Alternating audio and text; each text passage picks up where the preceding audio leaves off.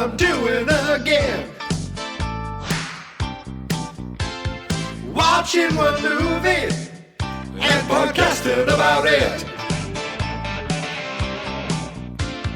Every day in March, it's Back to the Future 2. So listen each day, or at least try, as I bring you year 2 of Marchy McFly. It's Marchy McFly.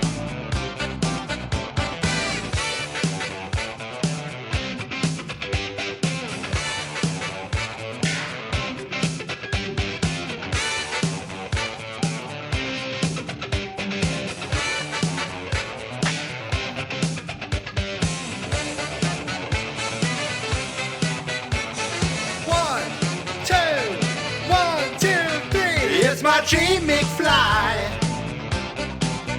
It's Marchy McFly. Oh, Marchy McFly. It's Marchy McFly.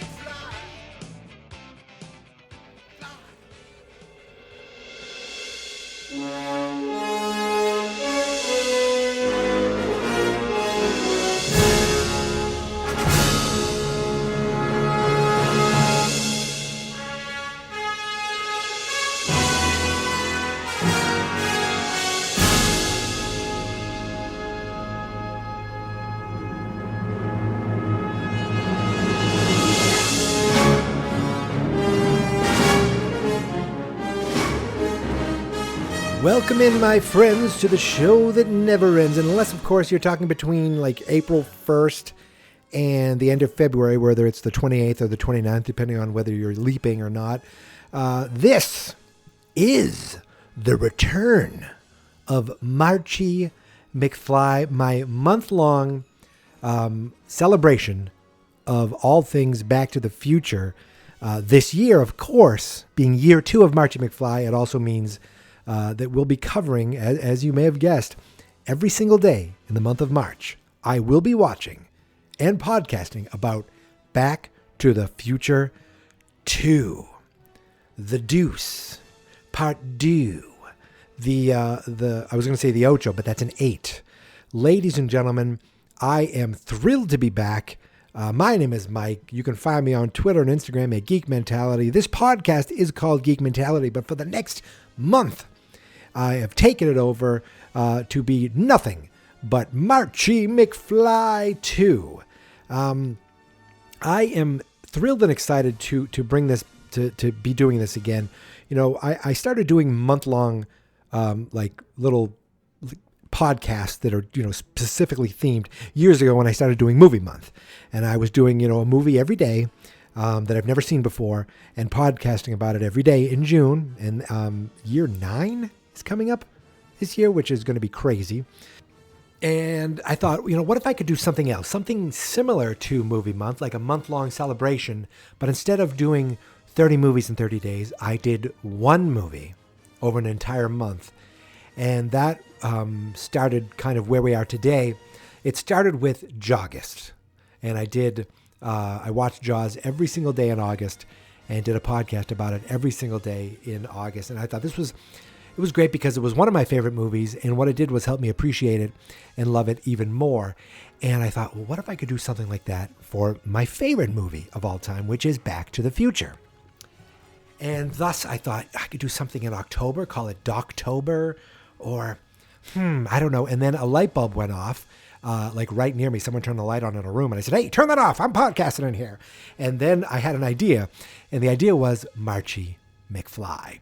And last March started it all. I watched Back to the Future, the original, every single day in March, and I podcasted about it every single day in March. And it was March, you know, last year was a kind of a tumultuous, tough month. Not to go too deep into it, but if you remember, towards the end of Marchy McFly last year, you found me going to Florida. So I was podcasting every single day, and we were going to Florida to visit my father-in-law and my mother-in-law, because my father-in-law was in the hospital. And so I kind of prepared everything so that I could podcast through my phone while we're there. And everything kind of was going as planned. And then on the 30th, I was out in a garden podcasting about it. And later in that day, I don't want to be too much of a downer, but later in that day, my father-in-law passed away. And it was a pretty shitty day, to say the least. And then I woke up the next day and it was March 31st and we were still in Florida. And I'm thinking, what am I doing? What the hell? I should be here for my family and everything. But I woke up so goddamn early and I said, this podcast, what you're listening to, what I'm doing in the scheme of things is not important at all. It's a fun hobby, but you know what it is? It's an escape, and it's a chance for me to be creative and a chance for me to kind of just, do something that isn't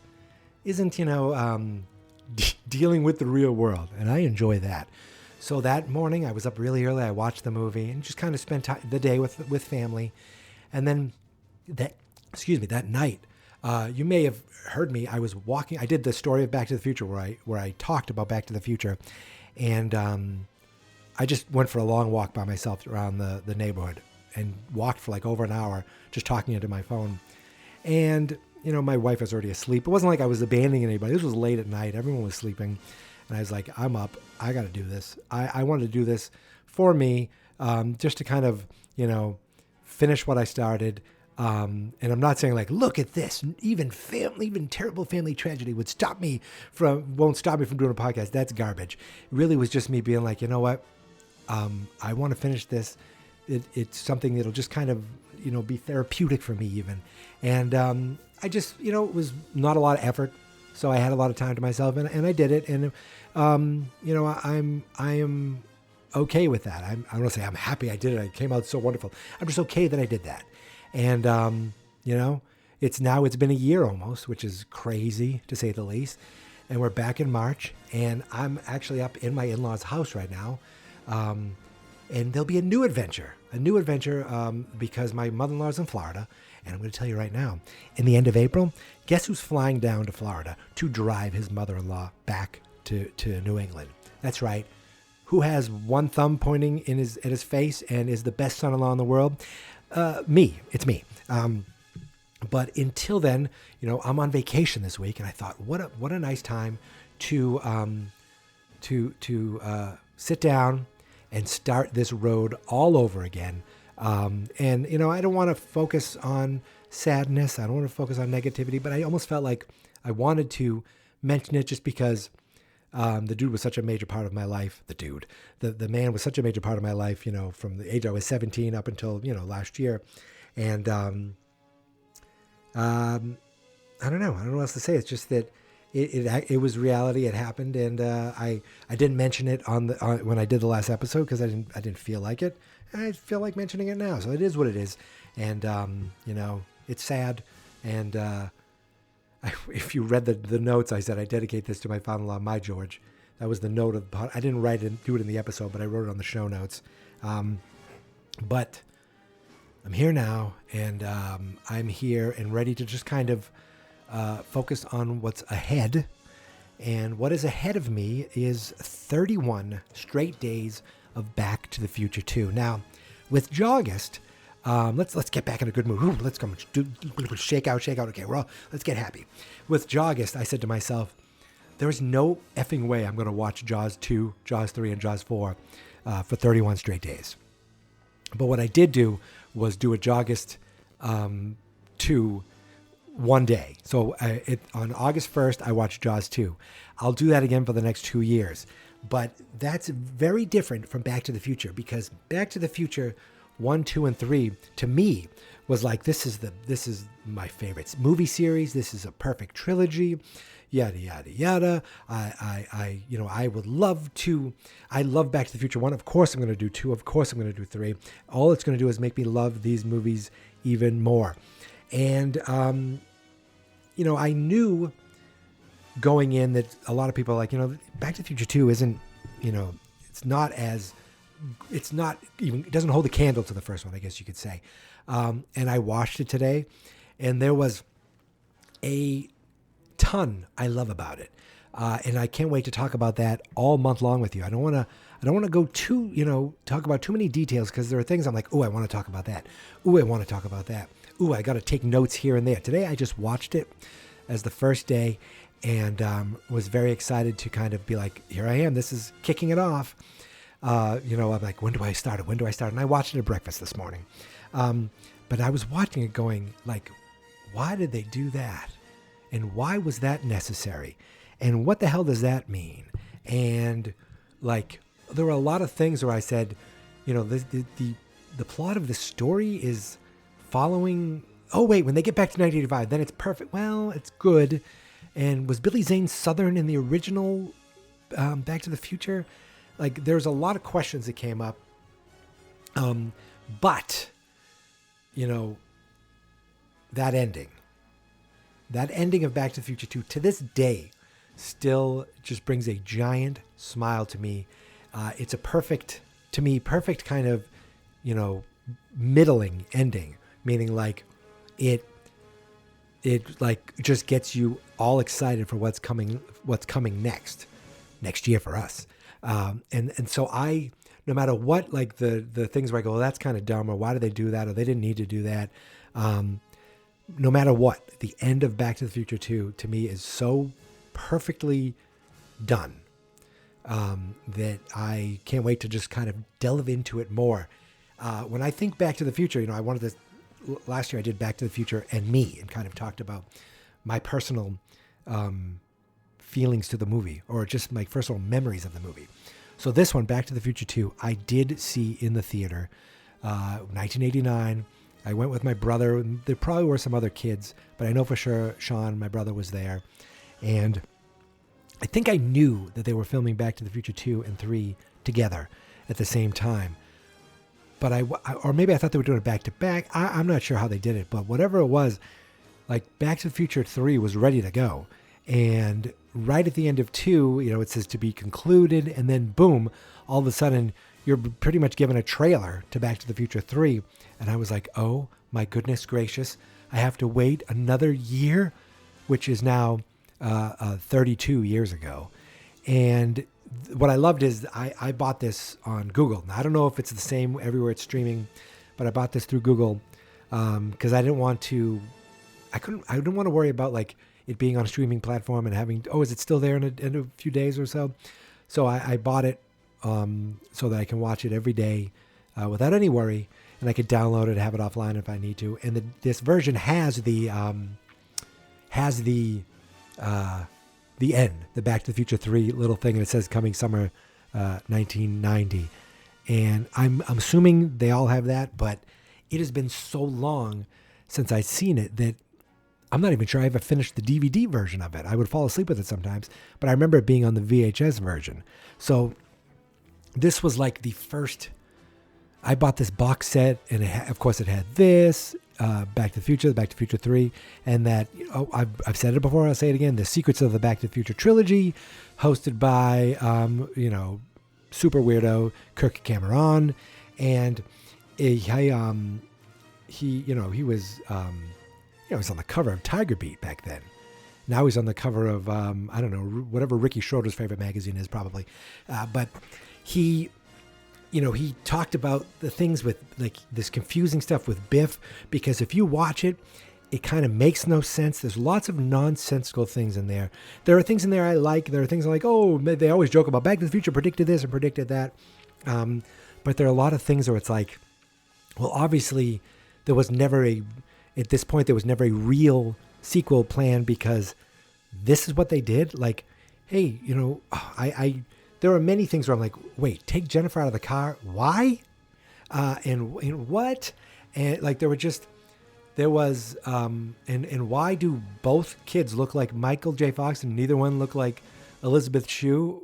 You can't look like Claudia Wells because she's gone. There's a whole month worth of things to discuss and to unravel and to look in deeper. Like, I want to talk about everything that's in the Cafe 80s. I want to talk about everything that's in that antique shop.